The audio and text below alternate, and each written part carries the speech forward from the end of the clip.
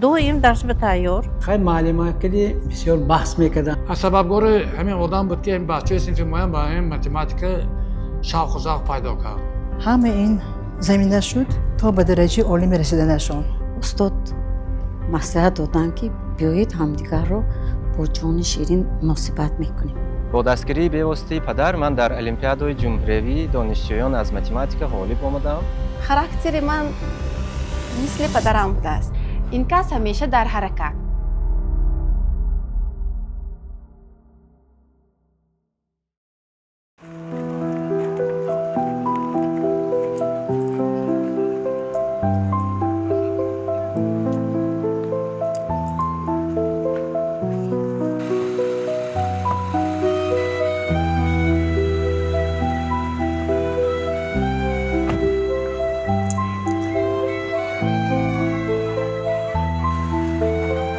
پس از چندین سالها او به آستانه مکتبی قدم گذاشت که روحیش را شکل داده بود. در همین جا در بین همین دیوارهای شناس خاطره‌های کودکی به مثل صفحه کتاب باز می شدند. دالان‌های مکتب گواه خنده، شوخی و اولین آرزوهای نورسی او بودند. همصنفان امروز با گرمی و صمیمیت دوباره جمع آمدند. هر کدام با نگاه آرام از آن لحظه ها به یاد می آورند گویا وقت هیچگاه نگذشته باشد. در این مکتب نه تنها درس گذاشته بودند بلکه محض همین جا پایه های زندگی، آرمان و دوستی آنها زمینه گذاشته شده بود. یک وقتا بود که هر دومون در یک پارتی میشنه همراه میخیلیم. همینجا من میشتیم با حالی بچه ها همین پروگرام مکتبی میانه را حالی درست اسود کرده نمیتونستم چون که متماتیک از فنهای مشکل تر دید نسبت به دیگه فنها. اما این شخص نگاه کنم همین که پارتوه همون چه مسئله هایی که ما اون رو نمیفهمیم حل کرده میشتن. اینا در وقت خوندن همین شوقشون فن متماتیک و بینهایت ناز بود و کردن با خیلی معلومه کلی بسیار بحث میکردن مثلا حل مسئله مثال و اول من در مکتب اینترنتی رقم 2 شهر خوجند تحصیل کردم. پس در مکتب میانی رقم 6 شهر تحصیل کردم. در مکتب این مکتب ها با ما معلم نگماتوف دکتر بوی نگماتوف درس میدادن از متماتیک. در مکتب 6 معلمه رشیده و درس میدادن که مهر متماتیک در مکتب تشکل یافت و ما در دوره مکتبی بیشتر مسائل های متماتیکی، مسائل های المپیادی، مسائل های شوق‌آور، محفل ها میگذراندیم و مسائل های مکتبی غایبانی متماتیکی رو حل میکردیم. مسئله هاشون ما با از نویسیگیش میفرستادم. یادگار محسینوف را مادرش تنها به آیا رسانید. زنی قویه که سرنوشت را با صبر و متانت پسی سر کرد. در سالهای مشکل وقتی زندگی هر روز سنجش میگذرانید او هیچگاه از راه نگشت. برای فرزندانش نه تنها نان بلکه راه به آینده را تامین کردن میخواست. موفقیت این متماتیکدان بزرگ بازگشت همه آن شب‌های بیدارخوابی، اشک‌های پنهانی و مهر بی اندازه یک مادر فداکار تاجیک است. با یادگار جان محسینوف ما از دوره بچگی شناس بعد از پدر فوتی و پدر مادر به دلشان گرفتند تا دم آخرین فرزند گفته گذشته برفتن. گفته هستم که در اویلشون 2 پسر بودن. یک مادری مشفقه غمخوار اونها را به وای رساندگی. معلم محسنوف هم خیلی چخیر میگه مشکلات اثر گذراندگی. اما چخیر که نگوییم همین کش غیرشون بسیار که بود همین تا هم درجه آمده رسیدن. ما در اویله 4 نفر بودیم. برادری کلونیم 2 خواهرم و من و مادرم ما رو بی پدر و کمال رسوندن و بسیار میخواستن که دانش کافی گرفته یک شخصانی برای من شویم. ҳамсинфонаш то имрӯз бо меҳр аз ӯ ёд карда қиссаҳои гуворое аз рӯзҳои мактабӣ нақл менамоянд. درس ما اینا میگذروندن معلم یک جا میشتن اینا زیاد شوق‌آور و میگذشته خدا با دست خدا ما راهبری معلم فیزیکالتور مرحوم قادیروف همین شتای بسکتبالی ساخته جاش گذاشته همین بسکتبال‌های زیادی شهر خوزستان دیگه بودیم. نزد اینا اومده از دفترشون به گفته که رویبردار میکردیم. онҳо хиратмандӣ ва хислатҳои неки ёдгор муҳсиновро мисли ганҷинаи нодир дар хотир нигаҳ доштаанд ва маҳз ҳамин воқеаҳои равшани ҷавонӣ мақоми ӯро дар дилҳо ҷовидон гузоштааст. سببگار همین آدم بود که این بچه صنف مایم با همین متماتیک شوق و ذوق پیدا کرد. یک چند بچه هستن که همراه این کس همین سوی متماتیک درآمد خوانده و آبرو اعتبار پیدا کردگی. یک بار محفل شده بود معلم ها رشید و درس میدادن همینا برآمده همون مسئله ماندن که همین مسئله فیل کدی مسئله پاشه برابر بوده که شون هم فرموله کدی وای کردن اثبات کردن خیلی وینده کمتر خطاگیشان بوده ما نفهمیدیم وای کردن به یکی با خودشون یافته دادن که به اینجاشن کمتر خطاگیشایی گفته همین مسئله های محفل وای میکردن روشن میکردن مایه شوق مایه بلند میکردن همین مسئله متماتیک. این کس برادر داشتن عبدالله جان محسنوف همون دورها یگانه آدمی که یکی از اولین هایی که با اکادمی فنهای نوسیبیسک داخل شده در همینجا تحصیل گرفته بودن. همین مهنت دوستی و میر نسبتی کسب خودش نسبتی متماتیکا در همین دو کس هم عبدالله آقا محسنوف هم یادگار محسنوف بلند بوده است. ممکن قدر این از پدر مانده باشد، ممکن قدر از گذشتگانش مانده باشد. همین دو نفر برای پیشروی متماتیکا همین ساحه رولی بسیار کلان بازیدن. من حالی خورد بودم ولی برادرم از همون شهر نوسیبیسک مثال و مسئله های متماتیکی میفرستادن از مکتب غایبانی متماتیکی و مسئله هایی که در آنجا بود ما بسیار با همراه معلم تختبای نعمتوف حل میکردیم. بسیار مسئله های شوق‌آور بود، مسئله های المپیادی بود و پس از اون من به همین متماتیک شوق پیدا کردم و در آزمون ها اشتراک میکردیم، در المپیاد و در محفل ها اشتراک میکردیم.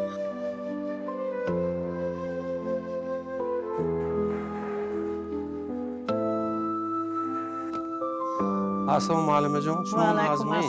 سلامتی خودتون درست می؟ نازمی شما درست می؟ نازمی سلامتون نازمی نازم معلم خدا جان. شکر رحمت شما تنسیحات درست باشید، می؟ آباد باشید. رحمت کنی مرحمت خانه درایتون شما درست معلم جان؟ رحمت بچه ها نیوره ها همه نازمی؟ رحمت شما چه خیر؟ من میپرسم که یادگار جان شما کدام مکتب رو تمام کردید؟ جواب میدین که مکتبی متماتیک فیزیکی شهر نوسیبیرسکی. بعد از این فکر میکنم که این بچه جدایم چقدر متماتیک آموخته بوده است. با این کار بسیارتر علاوه من کاربری کردنم در کار.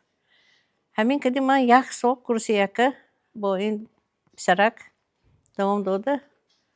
به خاطرم هست که این درس به تیار. بعد از ختم انستیتوت اسپیرانتور رو داخل شدن. تمام کردن نامزد علم های فن های متماتیک فیزیک شدن. آمده با من درس همراه کار کردیم. در دوام کار خودشان بسیار نشان دادن. انسان خوب، قوی اراده، ملایم سخن، با کیم چه مناسبت کردن رو میدانن. پروفسور ساتیموف با من یک مسئله گذاشتن که همین با بازی‌های دیفرانسیلی که من تا حال با این ساحه متماتیک مشغولم، همین بازی‌های دیفرانسیلی تعقیب کنی و گریختن رو در فضاهای بی آخر چینکه دیده برایم. تا همین دمه از طرف اکادمیکون لیو سیمونویچ پانتریاگین و کراسوفسکی همین بازی‌های دیفرانسیلی در فضاهای آخر چینکه دیده شده بود و برای این مسئله ها رو حل کردن با راهبری پروفسور ساتیموف من در کتابخانه‌های ولایتی جمهوری رفته مطالعه کتاب‌ها کرده یک چند مقاله ها رو چاپ نمودم و سال 1982 در انستیتوت متماتیک اکادمی علم‌های ازبکستان رساله نامزدی رو حمایت نمودم. یادگار محسنوف یکی از آن چهره‌های زحمتکش و صاحب معرفت می باشد که راه علم و دانش را با مسئولیت بلند طی کرده است. سال 1976 او دانشگاه دولتی خوجند را با دیپلم اعلی ختم نموده، پس از ختم اسپیرانتورا را با سر بلند به انجام رسانیده رساله نامزدی دفاع نموده است. پس از این زینه‌های مهم و مقدس علمی فعالیت مهنتیش را در همین دانشگاه یعنی دانشگاه دولتی خوجند به نام اکادمیک باباجان غفوروف آغاز کرده است. سالهای اول به صفت معلم به دانشجویان درس می‌گفت و هنوز از آن وقت استعداد آموزگاری و محبت به کسب خود آشکار می‌گردید. استاد محسنوف را من هنوز از سالهای دانشجویی می‌شناسم. اون کس استاد ما بودند وقتی ما سال 1997 به دانشگاه دولتی خوجند فاکولته کبریت که داخل شده بودیم، از روزهای نخستین اون کس با ما از فن تحلیل دیسکریتی درس داشته بودند و از لحظه های نخستین با یک خصلت آرامی خود، با یک متدی که بسیار هم عالی جناب خود با ما درس داده، دل ما را مفتون والا و شیدا کرده بودند و روز نخستین برای سنجیدن ما از ما کار سنجش گرفتند، چون که اون وقتا ما توسط هم امتحان شفایی و هم امتحان تستی داخل شده بودیم. اون کس برای آنکه از نزدیک با ما شناس شوند همین یک کار سنجشی بسیار عجایب گرفتند و یک خصوصی فرق‌کننده همان کار سنجشی از آن عبارت بود که استاد طرز اجرا کردن همین مثال را از هر یک شخصیت پرسیده بودند. این کس سالهای 90 در دانشگاه دولتی خوجند به نام اکادمی باباجان غفوروف اکادمی خرد متماتیکی رو برای نسل نورز تأسیس داده بودند و چندین صدها مکتب بچگان برای تکمیل دادن دانش خود در آنجا تعلیم می گرفتند و درس ها بسیار بی‌نهایت با یک درجه بلند تعلیم داده می شد و از رفتی روند تعلیم معلوم می گشت که استاد بسیار می خواهند به نسل نورز در تکمیل دادن دانش خود راهنمایی نمایند. همه خصلت‌های خوب انسانی که هست در استاد هست. من همچون شاگردی که در مکتب خصوصی به نام احمدی دانش تحصیل کردم، من که ختم کننده اولین همین مکتب می باشم، علم یعنی که فن متماتیک رو خیلی خوب از خود کردم. این همه زحمت استاد بود. بعد اونی که بعد ختم دانشگاه من به کار آمدم، استاد به من همه اون نازکی هایی که نسبت کسب آموزگاری است استاد به من آموزد.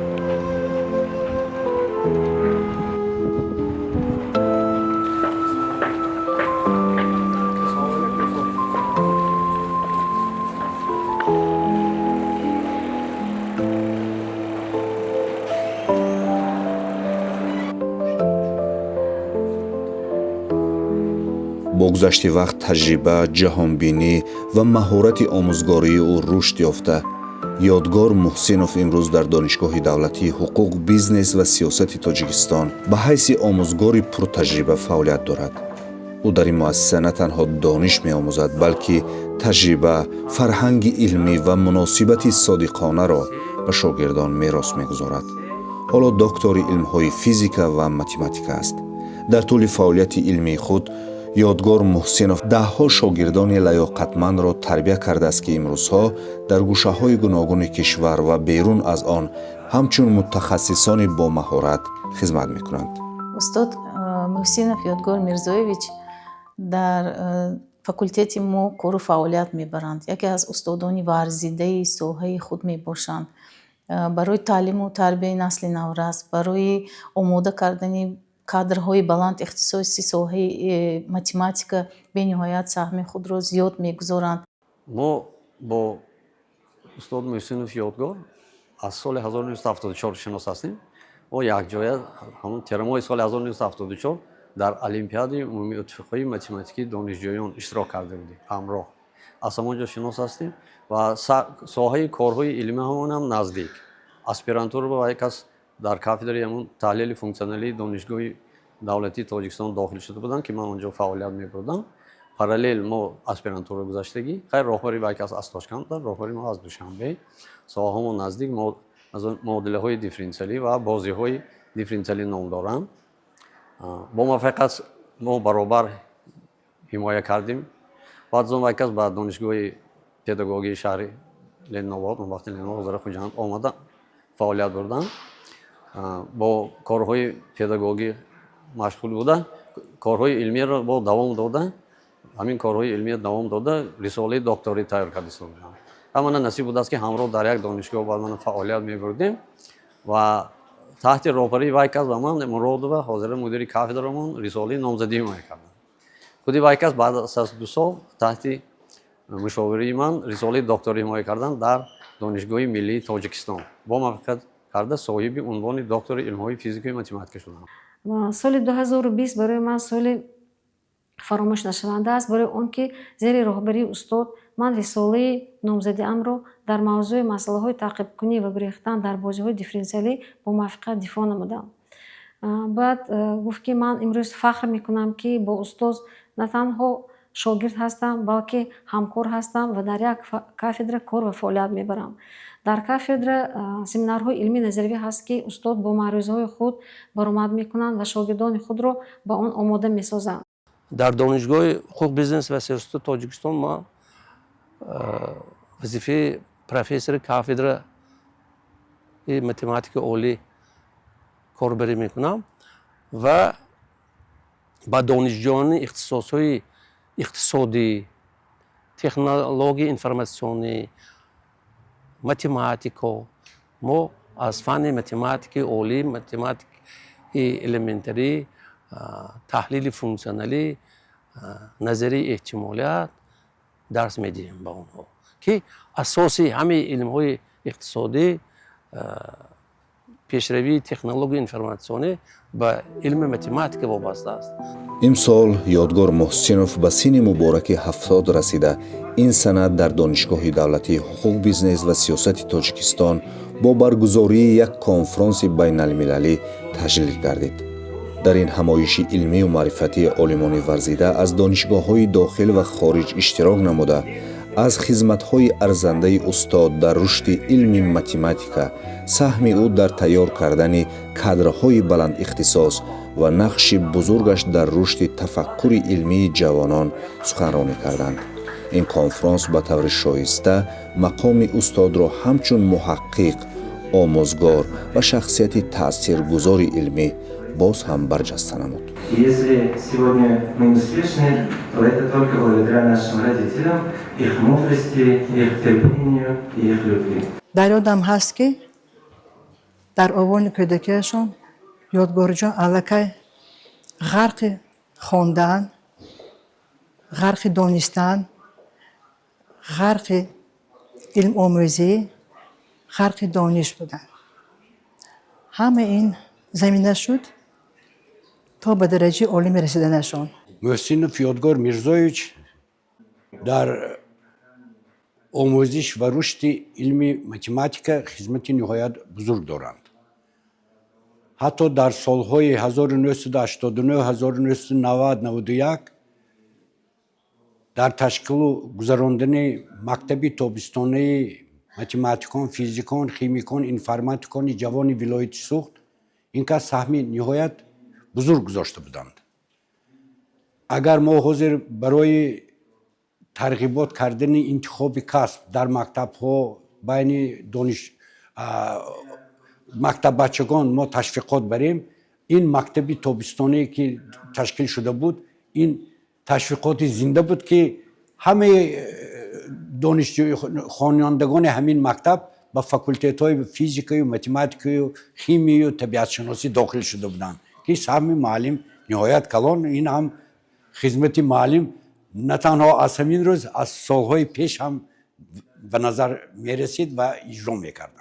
وقتی که من در صنف ششم می خواندم مادرم مرا به یک محفل متماتیکان جوان برد و سپردند که راهبری آن را استاد محسنف یادگار میرزایویچ در عهده داشتند و استاد با ما شاگردان روی کفشان رقم ها و هم عمل های متماتیکی را میگذاشتند که در آن این رقم و عمل ها بازی میکردند. وقتی که استاد ما را به شهره که انمین یک به شهره که شکل ها می در آوردند ما در آنجا تفکر تصورات شاگردان انکشاف می یافت و قصر افسانوی مسئله ها را نمی گویید. معلم محسنف یادگار جان به نهایت یکمش این که معلم انسانی خاکسار مهنت دوست انسان دوست گفتم ممکن است که همه خصلت های نیک انسانی رو در همون آدم دیدن ممکن است. ما دوستی ما زیاد از 40 سال می شود که با هم دوست هستیم. اویله با اویله فرزندان ما با یکدیگر دوست می باشند.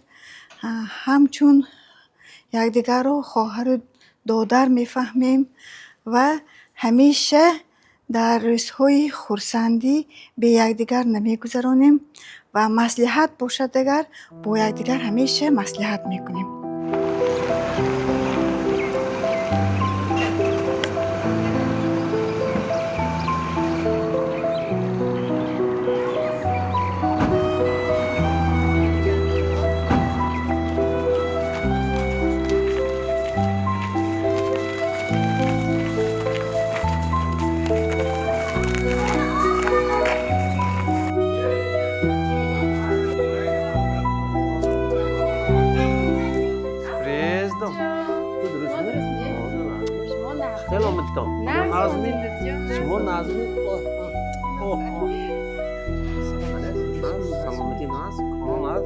نخله درست می سلامتی نازمی نه سلام چه خیلی شما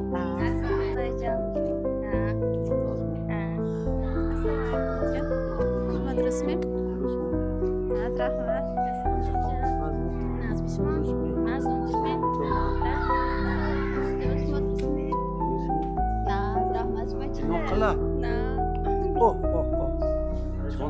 رحمت ناز شما ناز نخله نه شما نازمی رحمت درست می همه تان درست سلامتی ها نازمی. برای یادگار محسنف ارزش اساسی زندگی همیشه عائله بوده است. او در برابر زحمت‌های علمی و فعالیت آموزگاریش توانست عائله سالم و نمونوی را بنیاد کند که در آن احترام، مهر و مسئولیت جایگاه خاصه دارند. همسرشون با شاگرد خودمو سباعت خون محسنه و عائله داری درجه عالی چه که دانش بلند دارند همین دانش بلند و رفتار کرداری خوب انسانی کردی عائله رو تشکیل کردن و فرزندها تربیه کرده به وای رسوندن. در دوره‌ای که من خانواده شدن میخواستم سالهای 1082 سال در اونجا در جستجو بودیم کوشش میکردم که همسری رو یابم که در همین ساحه علم یا در ساحه متماتیک کار و فعالیت نماید. زیرا در همین حالت ما میتوانیم در یک جایگی یا خودم میتوانم همین در همین ساحه بیشتر فعالیت کرده بیشتر به جمعیت فایده بیارم. همین استاد به یک تا استاد وای دادن مسئله دادن که همین دخترک همین برای شما موافق. استاد من 1 سال سنجیدگی غایبانه 1 سال سنجیدگی من هیچی نمیدونم. همسر خود رو از دوره دانشجویی میدانستم که دانشی کافی از فن متماتیکا داشت. وقتی که خواستگاری اومدن من خودم حیران شدم.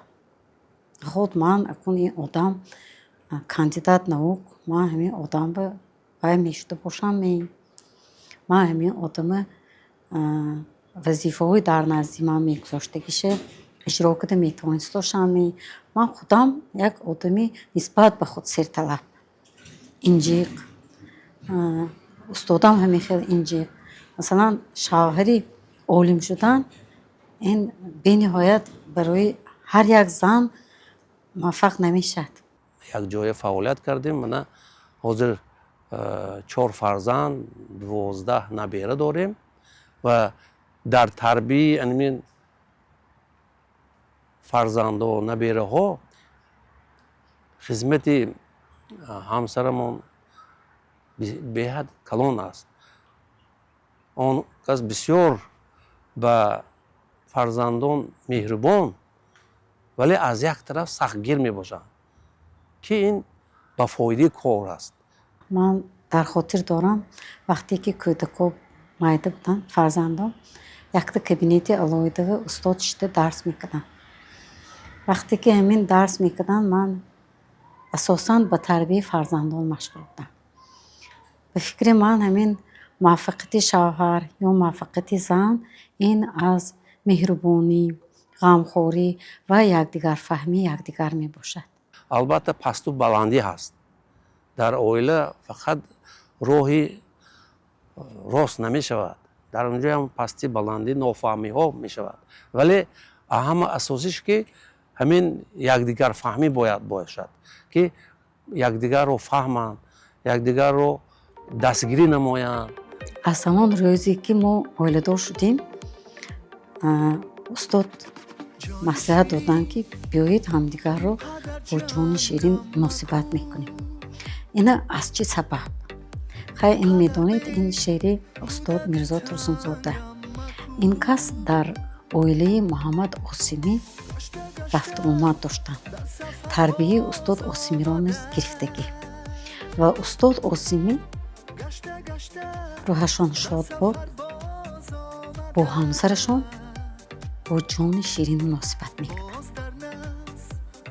از همون دوره اینو استاد همه خیلی برای خودشان اقدام گرفتن که ما عائله برپا نمایم من عائله ما جان شیرین میگم گفته.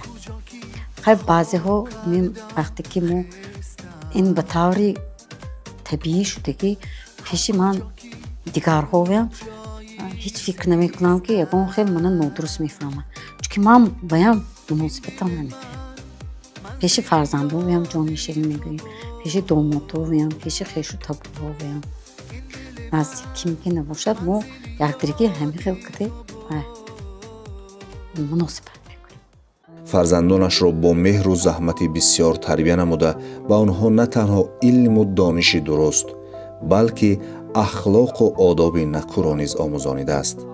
امروز فرزندان او همچون انسان‌های صاحب معرفت رشد یافتند که این همه نشان سهم ارزنده مفصوف در ساختن عائله مستحکم و نمونوی است. من همچون فرزند افتخار میکنم که پدری دارم که نه تنها ما فرزندان بلکه هزارها دانشجویان را با علم و دانش تربیت کردند. تصور کنید از 70 سال عمر خود بیش از نیم عصر حیاتشان را به تعلیم دادند، تربیت کردن نسل نورس و پیش بردن علم متماتیکا بخشیدند. در پس این سالها یک تاریخ پر از صداقت به علم، معارف و عائله قرار دارد. ما در محیط به وای رسیدیم که در آن متماتیکا تنها یک فن نبود بلکه طرز فکرانی و اسلوب زندگی بود. با دستگیری به واسطه پدر من در المپیادهای جمهوری دانشجویان از متماتیکا غالب آمدم. اما برای من متماتیکا نه تنها فرمولاها و معادله‌ها بود. آن در صحبت‌های خانگی، در تربیت و در نمونه شخصی پدر انعکاس می‌شد. من که فرزند کلانی آن کس هستم. من بعد از آن که عائله دار شدم، فرزنددار شدم، همین را حس کرده ایستادم که характери ман мисли падарам будааст. зеро падарам бисёр шахси ором, бисёр шахси дурандеш мебошанд ва ҳамаи масъалаҳое ки дар ҳаёти инсон масалан дар зиндагии оилавӣ мешавад бисёр баркашида, бисёр анализ карда баъд вай мекунанд. ё масалан ягон касро агар маслиҳат медодагӣ бошанд, ягон касро ҷанг мекардагӣ бошанд, агар ман дар хотирам нест ки ягон бор масалан падарам ҷанг карда бошанд. мо қатъи оилам на 20 сол мешавад оиладорм. байни 20 соли оиладоримова худоро шукр соҳиби 4 фарзанд шудем ва муддати ҳамин 20 сол мо ҳам хел раву биё мекунем ва ман гуфта метавонам ки дар ҳақиқат ин 20 сол ман хеле хушбахтам. аввалаш ин ки муддати ин 20 сол ман байни оилам акун шояд як вай бошад, аҷиб бошад, муддати 20 сол ман қатъи оилам ягон бор дашном ё ягон бор дастбардорӣ ё ин ки рафтори дағалонӣ дар байни ман ва оилам нест. худоро шукр мекунам. аввалаш ман фикр мекунам ки ҳамин тарбияи устод ин кас ҳамеша дар ҳаракат барои пешравии илм, барои пешравии дониши насли нав ки худашон яҳкумин мактаби хусусиро ташкил карданд ва ҳазорҳо наврасон, ҷавонон, аз ҷумла мо фарзандон дар он ҷо илм омӯхтем. ман аз ҳама миннатдор ки дадаҷон бо ҳамроҳи аяҷон ба ҳамаи мо фарзандон тамоми имкониятҳоро фароҳам оварданд, то ки мо илм омӯзем, худро ташаккул диҳем ва ҳам мустақил бошем. онҳо падару модарам бо рафтору кирдори худ, бо суханрониҳои ширини худ на танҳо барои ман, барои ҳамаи фарзандон намунаи ибрат мебошанд. он кас вақте ки як нафарашон бемор бошанд, он кас ин нафарашон ҳамеша аспаи якдигар мебошанд, аспаи мо фарзандон мебошанд. ҳамеша ба мо бо маслиҳатҳои муфиди хеш барои тарзи оиладорӣ, тарзи гуфтору рафтори намунавӣ ҳамеша ба мо таъкид карда меистанд. Сегодня я хочу выразить огромную благодарность судьбе за то, что у меня есть такой замечательный дедушка. Он не только добрый, мудрый и заботливый, но еще и самый талантливый математик в нашей республике. Благодаря его знаниям я смогла полюбить математику, ведь он помогает мне разобраться в самых сложных темах, готовит к экзаменам и поддерживает в учебе. Дедушка – мой пример трудолюбия, упорства и любви к знаниям. Его советы всегда остаются со мной, и я горжусь тем, что могу назвать его своим дедушкой. بواجان من بهترین هستم، بواجان من نقصترین هستم. مرا از مکتب میگیرن و من یاری میدهند. метавон гуфт ёдгор муҳсинов шахсест ки зиндагӣ ва фаъолияти ӯ намунаи олии садоқат ба илму инсонгарист. ӯ ҳамчун олими математика бо дониши амиқ, таҳқиқоти арзанда ва саҳми назаррасаш дар рушди илм шинохта мешавад. дастовардҳои дигари устодро ба таври зайл метавон дастабандӣ намуд. асосгузори мактаби хусусии дониш, аввалин директори литсеи донишгоҳи давлатии ҳуқуқ, бизнес ва сиёсати Тоҷикистон, мудири кафедраи математикаи олӣ ва амалии донишгоҳи давлати Хуҷанд ба номи академик Бобоҷон Ғафуров солҳои 1992-1997, мудири кафедраи математикаи олӣ ва моделронии донишгоҳи давлатии ҳуқуқ, бизнес ва сиёсати Тоҷикистон солҳои 2012-2017, асосгузори мактаби хуҷандии назарияи бозиҳои дифференсиалӣ, муаллифи зиёда аз 200 мақолаҳои илмию методӣ, иштирокчии якчанд конференсияҳои байналмилалӣ аз фанни математика, ҷонишини раиси шӯрои диссертатсионии назди донишгоҳи давлатии ҳуқуқ, бизнес ва сиёсати Тоҷикистон, раиси ҷамъияти математикони вилояти Суғд, дорандаи медали ҷашнии Ҳизби Халқи Демократии Тоҷикистон, دورنده نشانی علوچی معارف و علم جمهوری تاجیکستان، دورنده افتخارنامه‌های وزارت معارف و علم جمهوری تاجیکستان و اتفاق کسبه کارمندان معارف و علم جمهوری تاجیکستان. در آموزگاری صداقت صمیمی نشان داده صدها شاگردان صاحب معرفت را تربیت کرده است. در برابر دستاوردهای علمی برای ساختن عائله سالم، متحد و نمونوی نیز تلاش زیاد نموده فرزندان باسواد و باآداب را به وایه رسانیده است. خصلت‌های نیک انسانی، فروتنی، مهنت دوستی و قلب پاک او را در جامعه همچون انسان نکسرشت و احترام داشته معرفی می‌کنند. عمرتان دراز باد استاد عزیز.